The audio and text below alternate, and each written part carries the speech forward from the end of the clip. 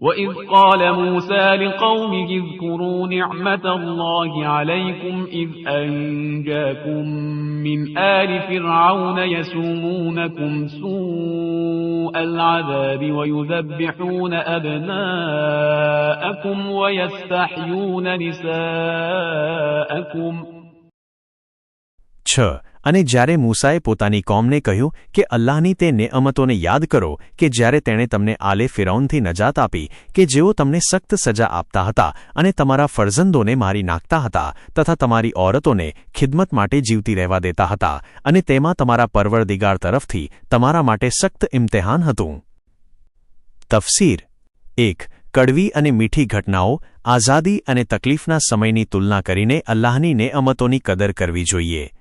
2. જીત અને સફળતા પોતાની નથી પરંતુ અલ્લાહની નેમત છે એવું માનવું જોઈએ. 3. આઝાદી અલ્લાહની સૌથી મોટી નેમતોમાંથી એક છે. 4. પયગંબરોનું મુખ્ય કાર્ય તાગૂતો, ઝાલિમ શાસકો સામે લડવું અને ગરીબો અને પીડિતોને બચાવવું છે.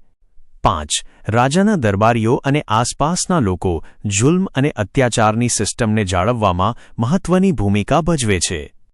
6. પરીક્ષા અને મુશ્કેલીઓ માણસના સંસ્કાર અને વિકાસ માટે હોય છે અને તે અલ્લાહની પરવરિશનો એક ભાગ છે.